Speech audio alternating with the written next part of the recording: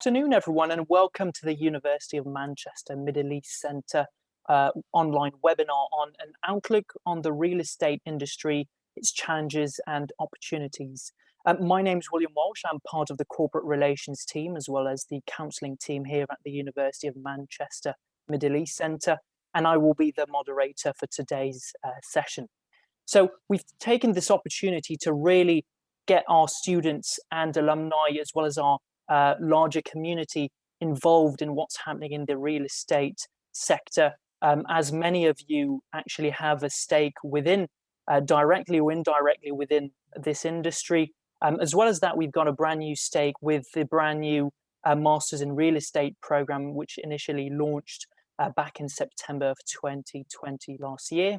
And that is starting as well its brand new intake in September in 2021. So in the event you are interested in the real estate master's degree that we are offering at the university, which is designed for working professional, you can always go onto our website, manchester.ac.ae, and explore more about the program then. But let's get back to today's topic. So with me this afternoon, we have Saed Arekat, who is the Group Chief Financial Officer at Bloom Holding. He has extensive experience in the real estate investment and development, as well as asset management and hospitality and education sectors. He has broad responsibilities, including strategic and business planning, corporate finance, funding and treasury, financial planning and analysis, and financial reporting, in addition to leading the group procurements and IT functions. Saed is also a member of the executive committees, playing a pivotal role as a key member of the executive management team of Bloom Holding, and as a leading role in all aspects of the development and execution of business strategies and transformation plans to ensure long-term sustainable growth and value creation for Bloom Holding Group. Concurrently, Saed is a board of governors member of Brighton College, Abu Dhabi, Al Ain, and Dubai, in addition to Dwight Dubai School. Prior to joining Bloom in 2007, Saed was an executive manager director at Ernst & Young in Baghdad, Iraq, and held different senior positions at Ernst & Young, Arthur Andersen, and KPMG in Jordan and Palestine. Saed's involvement in a variety of service lines and service a wide range of local and international customers provided him with an extensive exposure across different industries globally. And finally, just to let you all know, Saed is also an alumnus of the University of Manchester, having graduated from the Manchester Global Part-Time MBA back in 2017. So thank you very much for being with us this afternoon, Saed. Pleasure. With us, we also have Mr. Christopher Seymour, who is the Managing Director at Mott MacDonald Middle East, and he has over 30 years experience in the industry and manages the 1,300-strong Mott MacDonald operation in the Middle East. He has worked in most of the major cities in the Middle East region over the last 12 years, and he is also chair of the RICS MENAT Market Advisory Panel. He is also an independent advisor on the investment committee of the ENBD Real Estate Investment Trust and is an active member of the IPFA. Having spent many years in PFI and PPP procurement, practicing in both the UK, Europe, and the Middle East, he also advises many clients on strategy, risk, commercial and technical advice for large public sector investments, specializing in a range of sectors including real estate, master planning, hospitality, retail, and commercial. Chris also advises clients at a program, technical and organizational level to achieve the right outcomes for their businesses. And prior to joining Mott MacDonald in 2006, Chris worked for Arcadis and was a member of the Strategic Advisory Board to the group, advising on mergers and acquisitions, divestments, strategy changes, and shareholder presentations. So thank you very much for being with us this afternoon, Christopher, as well. Welcome. Looking forward to it. Thanks, William. Brilliant. Thank you all very much for being with us. We really appreciate your time this afternoon and all the insights that you are about to share with us. We really do appreciate it. So to start off, it has been now about over a year since the start of the pandemic, and I think it's a good place to start for this particular session. simply because a lot has happened in the real estate sector. So Saed, maybe if you would like to start off by maybe providing us with a short overview of how the real estate market has fared over the past 12 months or so. Sure. As any other business, our first priority was keeping our employees and customers safe and compliant with the government health and safety measures. I believe one of the most important achievements was moving fast and implementing proactive measures to adapt to the new work environment. We implemented, of course, strict health and safety measures in our offices, construction sites, and labor accommodation, which enabled us to continue the construction work in our project sites with minimal interruptions. Technology readiness was essential. I believe we managed to implement the work from home technology solution at very early stage, even before it became mandatory to work from home. And our technology readiness was very helpful to enable us to introduce online customer interface solutions as well to support our customers. One more priority, I believe, as similar to any other business, was preserving liquidity and cash management. For us, we took also a long-term view to continue focusing on our strategic growth plan, which was very, very helpful. In my view, it was really incredible how quickly people adapted to health and safety measures and at the same time achieving high level of work efficiency and productivity. Fantastic. Thank you very much. That's very clear. What impact, I'd like to ask following that specific question, Christopher, if you'd like to maybe follow up with what sort of impact this has had on the global real estate sector and to what extent these impacts will actually remain even after the recovery of the sector at the moment. Yeah, and thanks. First of all, thank you very much for inviting me on this this session. I'm honestly looking forward to the questions, but I'm also looking forward to some of the questions from your audience as well, because I think that would also be it'd be very interesting to be able to give my view on some of those questions, and maybe even myself learn a few things from our participants as well. And I think your question is really important, and indeed we are all stakeholders in real estate, all of us. And so I think it's something that is not only academically close to our hearts, but it's also very close to our hearts from a personal perspective as well. And I see it like this, and this particularly had impact on the Middle East. There was a shift in over the last year during the pandemic of this kind of dual demand phenomenon, where classically people would sleep in one location, and in the services industry in particular, they would then work in another location. So per head, particularly in service industries, you actually got double demand out of just one person. And this dynamic shifted dramatically. So it became far more common, and indeed it became an imperative through regulation for people to actually sleep, live, and work in that same location. Now, there is no doubt that the lockdown was an extreme. There's no doubt about that. It happened in various locations across the world, and we will definitely see the pendulum swing back as we come out of that situation during 2021. But it will, I feel that pendulum will center somewhere in the middle. So there is no doubt that I personally believe that actually the occupation of real estate in a city context has actually probably changed forever.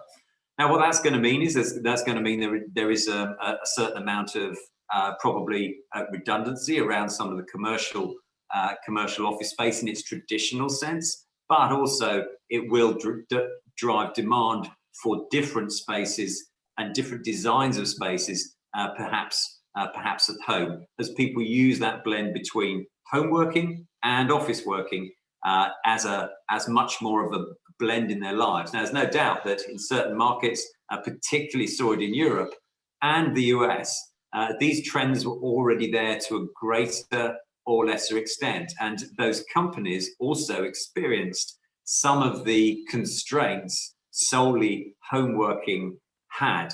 And indeed, many of those corporates actually asked, changed their strategy and actually asked their staff to actually come back to the office because they felt they were far more creative, far more productive when they were together working as a team.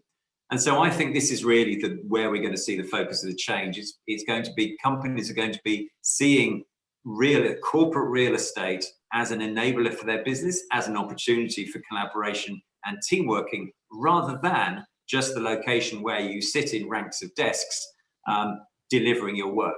And the work from anywhere scenario has definitely come to life. That trust contract, if you like, has been signed between the member of staff and the employer. And so it was actually quite an exciting time, I think, for real estate during 2020. Pretty uncomfortable, I think, for most investors out there. If we have some on the call, I'm sure they're saying actually that was really difficult, and it still is. But I think what it is doing is actually heralding a change that probably would have come in over a longer period of time. It's just that what's happened is there's been this compression as the crisis has swept through. So yes, it's a very interesting time at the moment. Absolutely, Liz, and I think you've touched upon very important points there about the connectivity and the way things have changed for working professionals around the world and the region alike. And maybe taking the sort of perspective on a smart city and its connectivity, do you think that these sort of elements have really helped us and the industry get through the pandemic in a better sort of way than if we hadn't had access to some of these elements? I think for sure, and I think that we found that we had a toolkit of platforms to use, and we very quickly got used to them. And I think that there certainly wasn't there wasn't necessarily the introduction of some of these tools. They were always with us, and we were using them maybe to a greater or lesser extent. But definitely, as the pandemic hit, then that reliance on using online tools for communication, principally around that communication piece, definitely comes to life. We've all got better at them. We're far more familiar at them. We're used to using them across our devices, and I think we've really adapted to that new way of communicating. Yeah. Fantastic, absolutely brilliant. And maybe from a slightly different perspective, Saed, in terms of PropTech, maybe has PropTech helped support the industry through the pandemic as well? Sure, it was very supportive. Investment in the PropTech with a significant increase in the last few years, actually. In addition to real estate, real estate industry is utilizing many fintech solutions as well as a service. Also, there are many technology solutions that are being implemented in the construction industry, known as Contech as well. Let me give examples, just to be more clear, to give example of the most common PropTech solutions that being utilized in the development of smart buildings and smart cities, which were essential during the pandemic. I will start with the first one, for example, sensor and the Internet of Things, the IoT, which is incredibly important, which enabled real estate companies to remotely monitor and control the building core assets and systems without physical presence of the team. One more thing is the drones as well, which is becoming widely used in remote monitoring of infrastructure and buildings construction sites. In addition, virtual and augmented reality enables visualization of the building's interior during the design stage. And one trending also solution is building information modeling, which is becoming more common, especially in large project development. And of course, customers interface platforms through website and smartphone application as well. In addition, in real estate industry is benefiting from many other technology solutions, such as blockchain, artificial intelligence, machine learning, 5G technology, cloud computing as well. And I believe in the longer term, 3D technology will make major transformation in the real estate industry as well. And all these technology and connectivity solutions are leading to development of more and more smart buildings. I believe the key advantage of smart buildings are providing a healthy living and working environment, which is in particular important during the pandemic, in addition, of course, of providing high level of energy efficiency. In the near future, the real estate industry will benefit more and more from many new smart building technologies and connectivity solutions to be used all over the building life cycle. I believe the key question is how quickly the developers will adopt and implement these solutions in their development. Very insightful. Thank you very much for that, Saed. And as we are on the topic of digital transformation and the impact of technology in the sector as well, Christopher, in terms of regional construction and development, what sort of pre-pandemic trends have digital transformation accelerated? I know we've touched upon a few with Saed here. Is there anything else that you've witnessed yourself? Sure, and I think that the pandemic, the pandemic will be blamed for many things, and I think it will also be noted as the creator for many things. But I think it's important to note that a lot of the digital transformation was already there, was already flowing through the industry, and before, at the back end of 2019, there was a huge change swooping through the industry in terms of how we design buildings, how we construct buildings, and indeed how we manage buildings as well. And that did not stop. That there was no interruption that during the pandemic. And I think we're seeing a greater use of definitely the more widespread use of digital tools around design. So in days gone by, there tended to be a focus around the design consultants using all of the tools around design and design automation. What we have seen is that that's actually now spread out to the construction, the supply chain, so they're equally now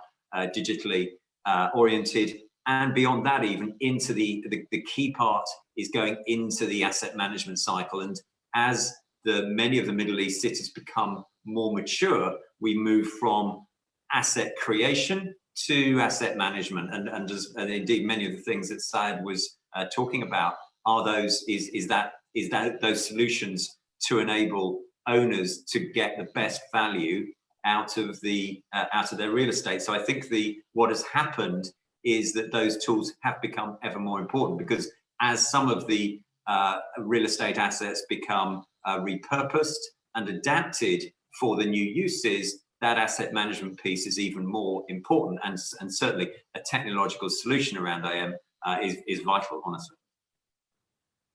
Absolutely agree with that, Christopher. And obviously, with everything that's happened, with some of the opportunities that digital transformation has presented to the sector, we've also encountered some of the challenges, and they have been very challenging last couple of years for the real estate, and obviously the arrival of the pandemic hasn't really helped as well. So, Saed, in terms of how challenging has it been for real estate companies to manage ongoing and new projects from a financial point of view, maybe in terms of maybe securing funding, managing additional costs? What are some of the challenges that you've seen in the sector?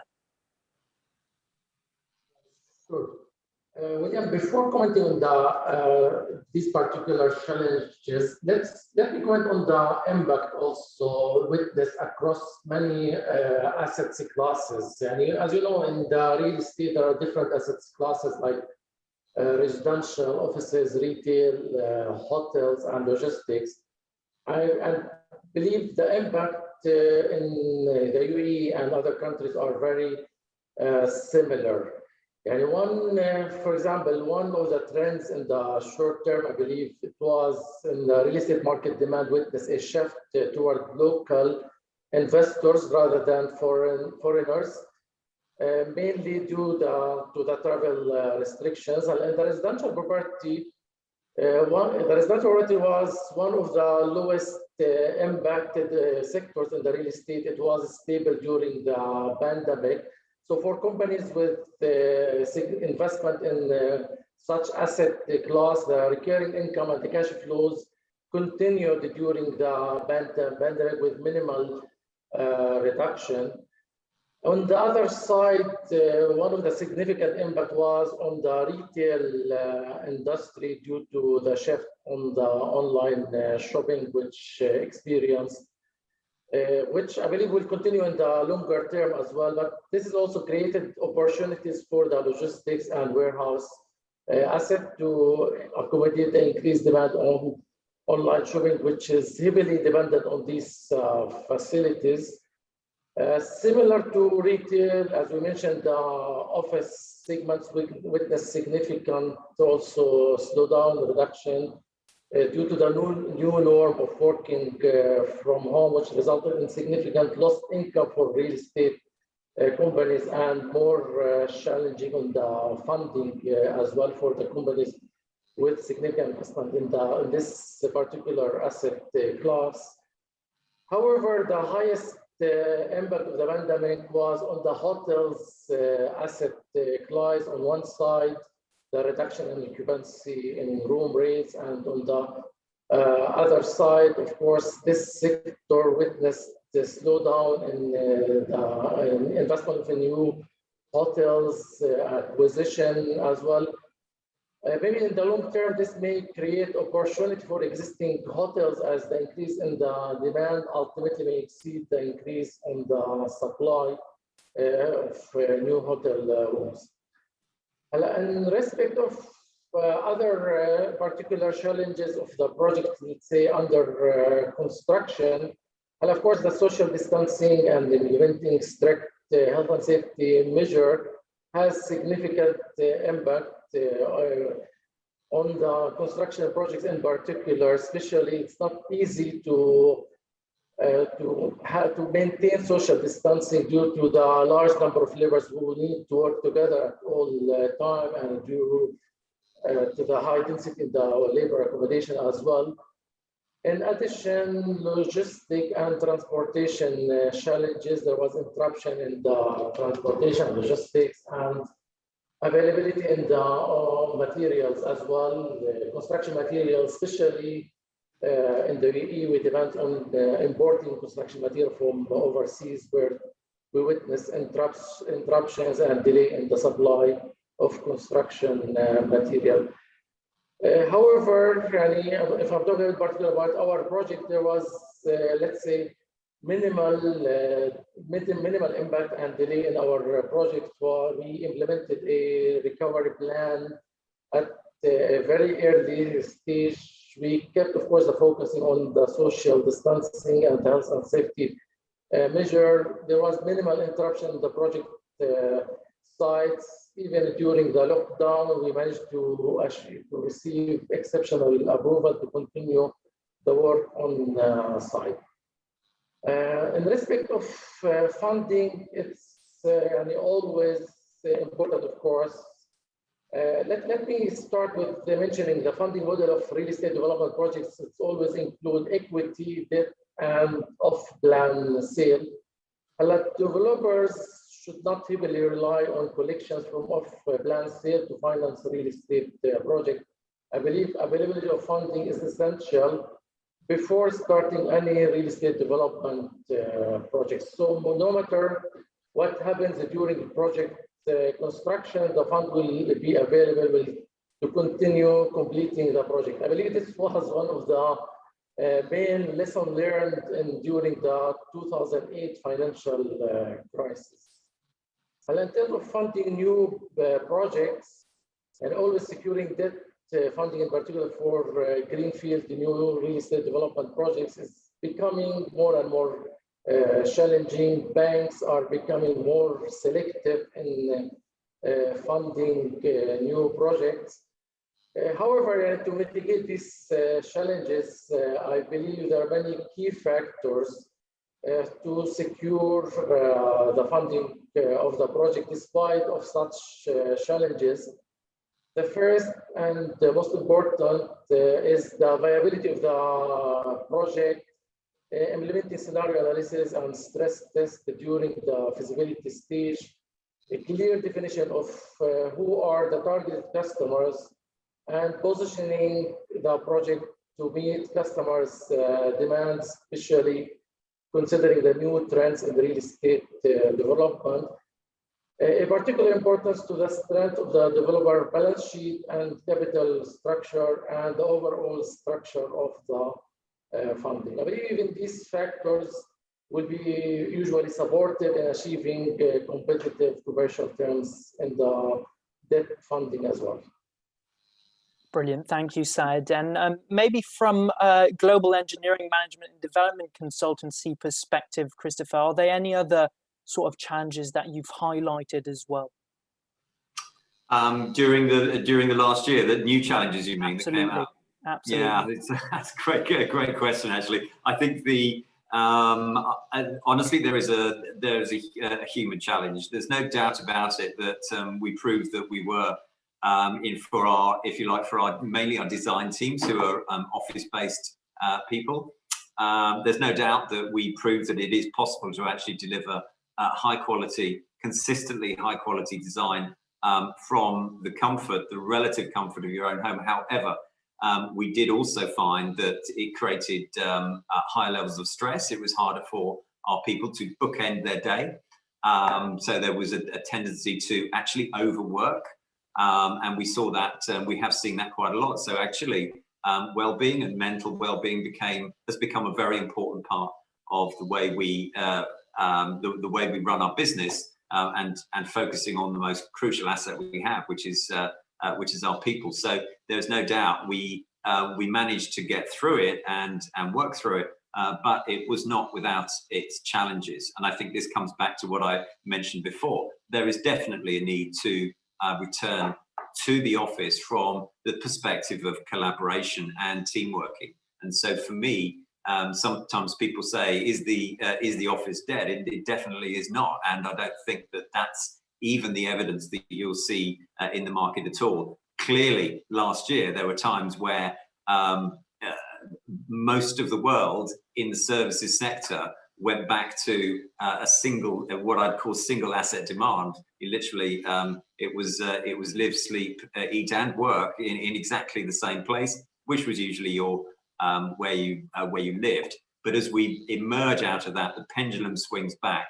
We'll find, I think, that the commercial space will be used in a lot more of an agile way and a much more inventive way to really bring out the strengths that were denied us. And so I think that's one of the things that's happened. We talked about agile working often, and indeed many offices were designed as such. However, to really appreciate the power of team working and collaboration, you have to have it taken away from you first. And for sure, being just working in one location without your colleagues around you really taught us that lesson. So I'm quite excited actually at the way that office space in commercial real estate will change.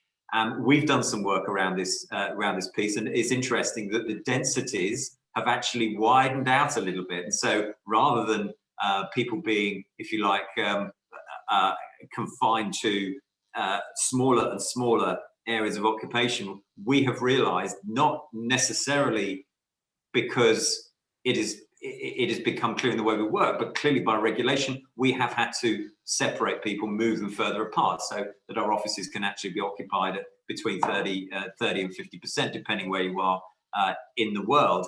And I think what we've seen there is actually that gives more chance for focus. It also gives you more chance to use other spaces in your office for more collaboration, more agile working, and actually some areas for well-being as well. However, this actually is only half the story from an organization like us, because probably around half our staff are what you would call design-related staff who'd occupy an office, but the other half are actually out on construction sites. And all the way through the pandemic, they were enduring those levels of threat. Of course, it wasn't possible to do your job just sitting at home. You needed to be on site, and it reflects some of the things that Saed was saying as well.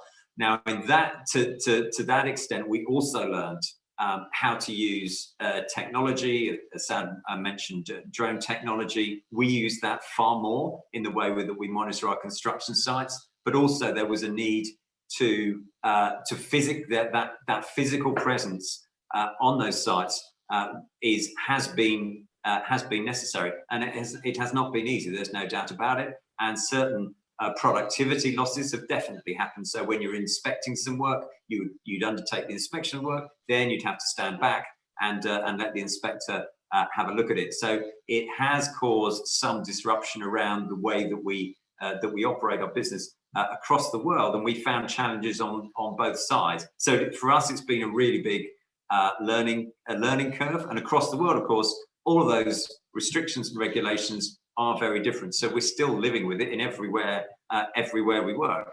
But I think that we're probably going to emerge better. I think we're going to realise the true benefit of collaboration and being together, and being much more purposeful about it as well, realising what we can actually get out of those interactions, rather than just maybe turning up at the office, because that's what we always did. It's you now going to the office with far more purpose and in mind what you're going to get out of your day. So I think that overall, I think it's been a good. I think it's been a good result. We're also seeing, if we speak to the some of the real estate agencies, they're seeing a change in the way that real estate is being used outside the normal segments. So rather than just seeing commercial real estate as offices and retail in the retail segment, and then residential in the residential segment, there has been a little bit of a blurring of lines. So you've seen that some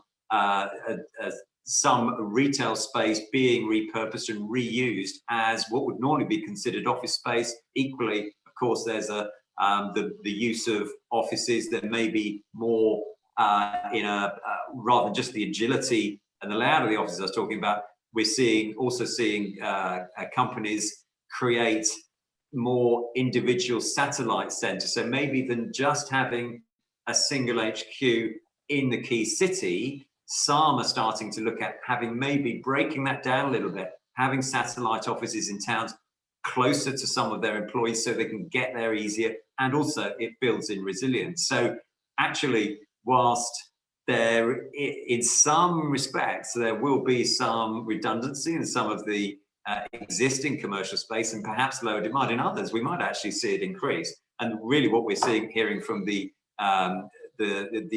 real estate agencies is they're seeing that change happening. You're getting a far more agile market, and people are experimenting. They're experimenting with change. So at the moment, it's very much that change period, going from the extreme of lockdown, coming out to what will be our new way of occupying.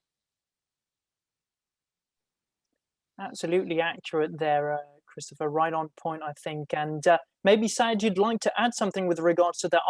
Obviously, through what sort of activities Bloom Holding are involved in, the blurring of lines between commercial, residential, industrial, etc. Is there anything that's really impacted Bloom Holding in terms of what type of projects they're getting involved with, what type of opportunities you've decided to go with at this point in time? I believe the main impact was to the hotel. We invest in hotels. The most impact was on the hotel industry, where at certain point of time, we were about to take a decision even to shut down some of the hotels completely, but we thought it's not the right decision, especially to remobilize. And of course, there's a fixed cost in the hotel. This is a key challenge in the hotel industry. There is a significant drop in the demand, in the occupancy, in the rates, and the fixed cost will continue running. This was a key challenge. We took this as opportunity. We used one of the hotels for the medical in coordination with the authority. This recovered some of the, let's say, shortage in the demand and the supplements part of the lost income. But hotel industry in particular, I believe in the longer term, it will take very long time to recover from the pandemic. Still suffering, and it take very long time to go back to the 2019 level. Fantastic. Thank you very much for that answer, Saed. And I think something else that's extremely important and that we've seen, especially after the pandemic, is the involvement of the sustainability component within real estate and its projects. So, Christopher, maybe in terms of sustainability and environmental awareness performance, we've seen that, really leap through the social agenda. We've seen this through the development of Dubai 2040 master plan, which was announced not too long ago as well. What does this mean for the sector? Is there some sort of realization that this is going to really sort of accelerate within the next couple of years as well?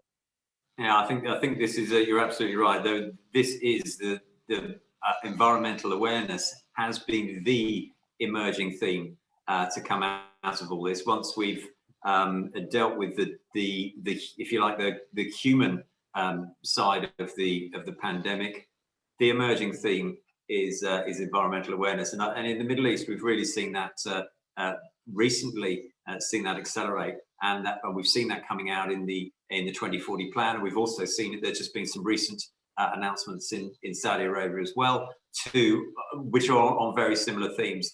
And really, what these recent announcements have been about is very much on a citywide basis. So less aimed specifically at individual real estate assets. It's been very much on a citywide basis. So really getting that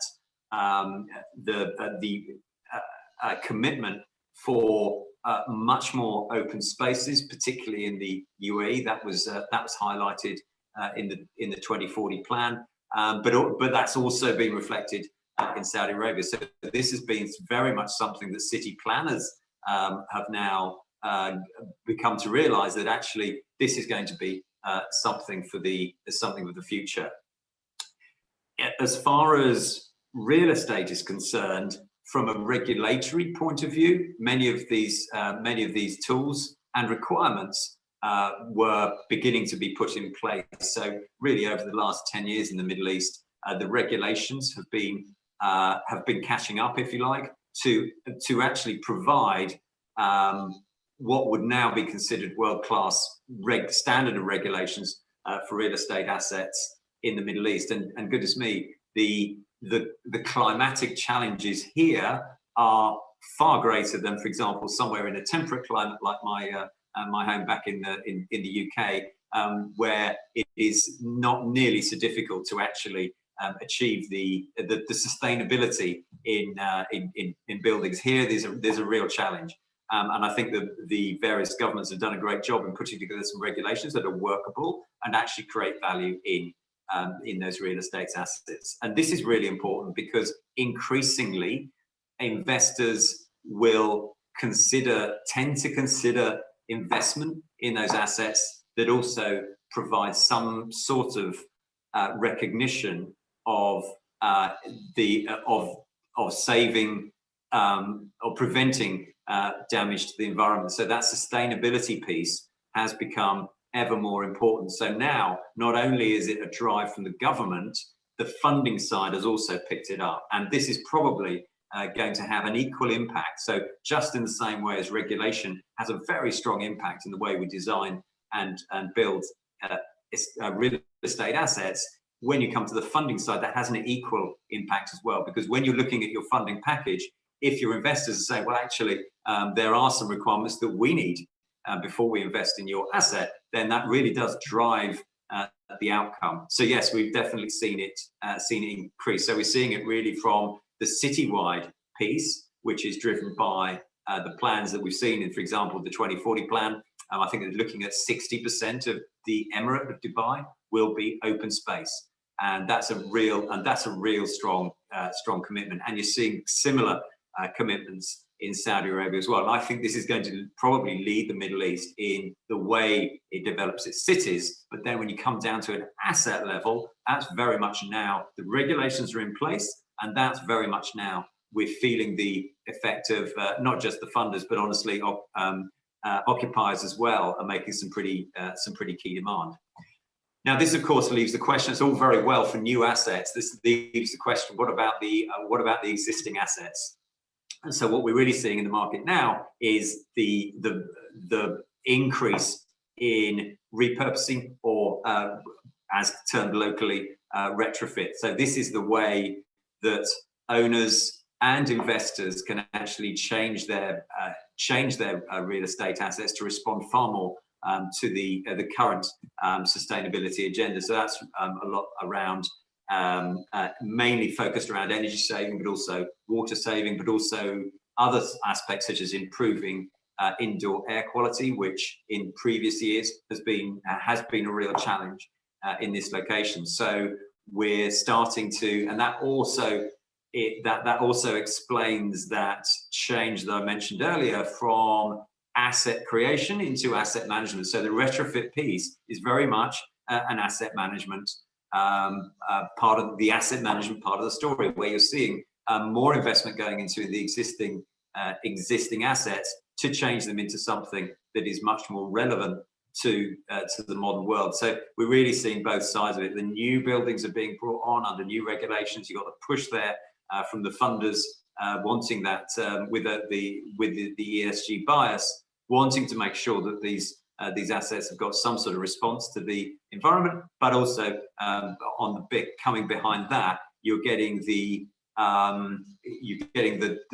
challenge of obsolescence of old stock being prevented by, as I say, the retrofit industry coming in. So it's quite an exciting time from an ecological and environmental space for companies such as ourselves, because we've got that big picture cityscape piece, and you've also got that the way we're creating and managing assets as well. Brilliant. Thank you very much for that answer, Christopher. And I think it's quite important to maybe just quickly highlight as well the importance of stakeholders in real estate to maybe call upon ecology and biodiversity sustainability services in the region. And have we seen these services actually grow as well? I assume this is a trend at the moment based on what you've just said as well. Yes, you're definitely seeing that that increase. So from our perspective, we've seen that an increasing call on those services, and it's a great thing to see. And I think that we've got we're able to bring to the region some great expertise and some great stories as well. We expect that to further increase. The region has always been very focused around the environmental impact of some of the industrial activities. There's no doubt about it. So it's not as if this was dismissed at all. And you would always be able to keep, for example, an environmental team very busy in this region. It's not something that's suddenly come out of nowhere. But what we are seeing is, I guess, more focus around climate change, that ecology and biodiversity. That's the piece that we're seeing increase. Yeah. Brilliant. Thank you very much, Christopher. And Saed, maybe from your point of view, from a Bloom Holdings perspective, how has sustainability really influenced your projects? Sure.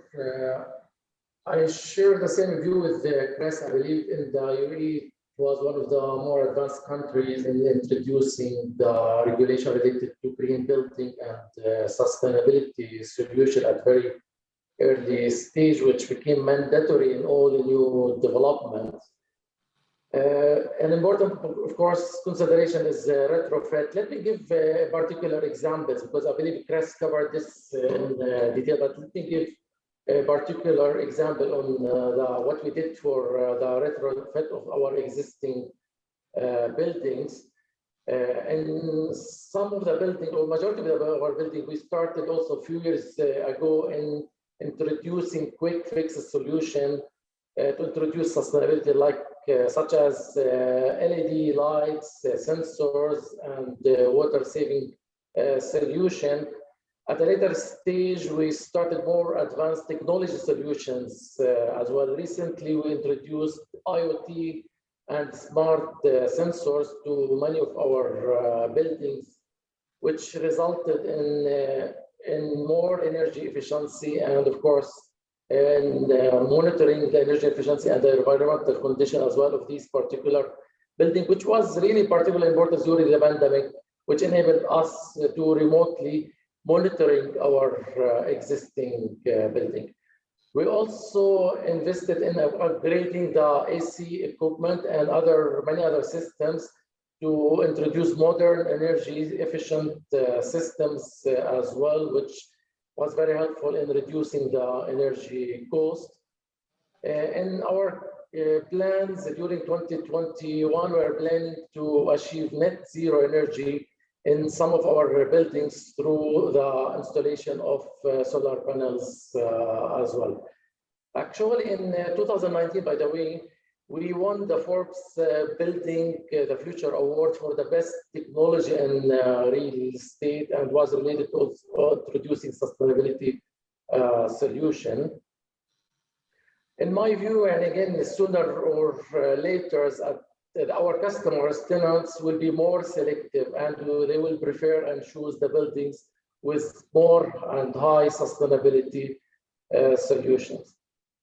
In terms of a new development, of course, in addition to meeting the minimum mandatory requirements, I believe sustainability is one of the key success factors for the success of any real estate development during the life cycle of the building. Of course, when we talk about real estate, it's about investing in 40 or 50 years. So introducing sustainability, I believe it's very important across the life cycle of the buildings, and should start from the design stage to consider in the planning and designing of the building the most advanced technology sustainability solution to achieve optimal design in terms of space and optimal capacity in terms of the systems. One of the common mistakes in real estate developments are the over-design of the capacity of the AC and chillers to consider the highest usage. I believe optimal design is particularly important at the design stage. And the same during construction, we usually use the durable construction materials, and we invest in the latest smart technology building solution to help sustain the buildings in the longer term. Same during the operating stage of the building. One of the key success factors, of course, to keep monitoring and to make sure that we are achieving the sustainability targets that we planned at the initial stage of the development. Brilliant. Thank you very much for that very insightful answer. So thank you very much. And I think we'll follow up on that with just one last question from me, simply because I think it'd be great to have a couple of questions from the attendees to be asked on to you as well. Saed, maybe what is the most valuable lesson that you've learned during the pandemic? I think that's quite interesting quite important to know as well. And I'll ask the same to you, Christopher, if you don't mind as well after that. In my view, the most important lesson learned in such pandemic and any crisis is always to take longer term view. Don't overreact, don't take quick decisions that compromise the future and long-term strategic plan. Keep focusing on the long-term solution. Strategic solutions are very essential. Investment in the technology and the right technology solutions as well at very early stage is particularly important. Be digitally future ready to make sure for any future pandemic or any future, let's say, disaster, to be ready to adapt in a short time. In my view, always also, there is a change in the trend in the real estate, and the real estate is not, is real estate development in particular, it is no longer four walls and a ceiling. It's all about using smart buildings and sustainable solutions to enrich people's lives. Brilliant, and we'll hear from you now, Christopher, on the same, if you don't mind. I think the lesson that we all learned was that the world is a fragile place, and from our perspective, the well-being of our people from every angle, physical health, mental health, is really of prime importance to enable us to keep functioning as a business, but also to make sure that we continue to be able to deliver a great service to our clients. And I think that was the thing that, if it was a lesson that needed learning, then I think that definitely came over to us, and I think everybody else in this industry. Yeah. Brilliant. Thank you very much for these words, Christopher. I believe my colleague Ankita has compiled a couple of questions that have been asked, so I'll put them on. I'll put them forward to you. We've got one here from Sophia Gori, who's asking, Christopher, if corporate real estate demand has reduced, how will this affect foreign direct investment activities in key commercial hubs globally? Yeah, I think it's a great question, actually, and that question will be being asked in many boardrooms around the world. And I think that I think for me, it's probably the effect.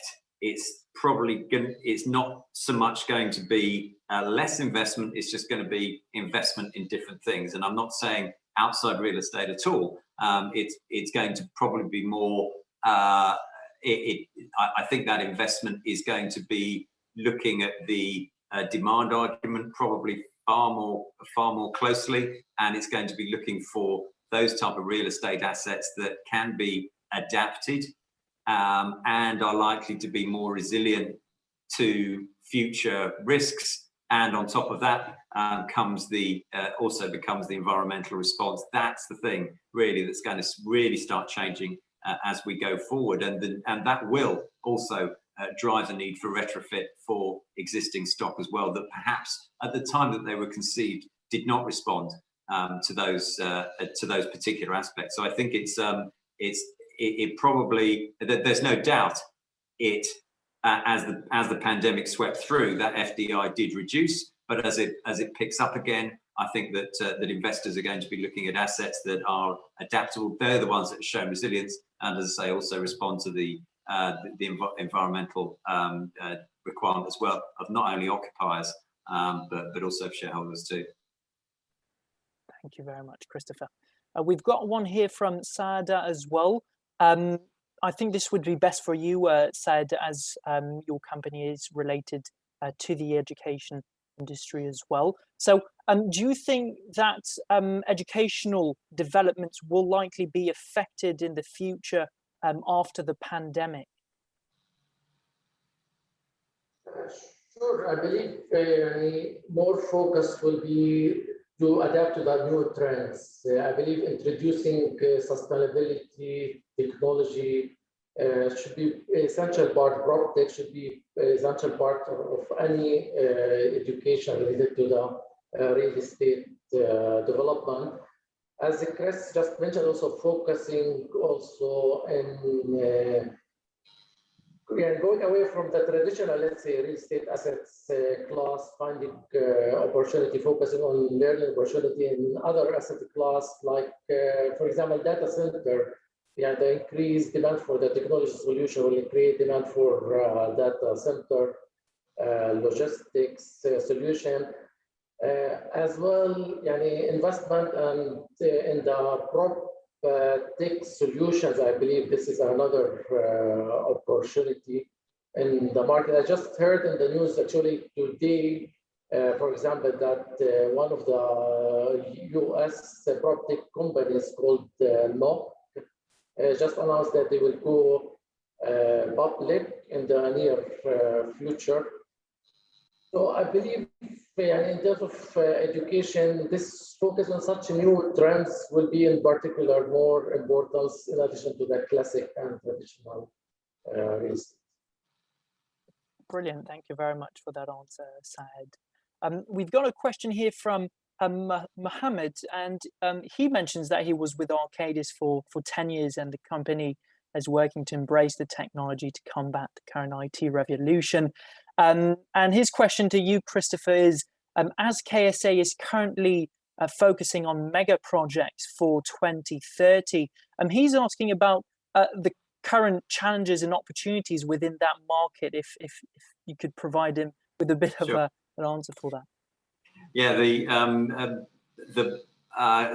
Saudi market at the moment is an exciting place to be. The 2030 plan is very ambitious, and it's also good to see that it is indeed being rolled out, and and pretty much during 2020, apart from obviously the logistical challenges, it's pretty much stayed on plan, which is a great thing to see. So the investment there, we're seeing very much on this cityscape scale, and so the opportunities definitely are around really that urban master planning piece, which eventually, once that stage has gone through, then it will get down to more specific assets.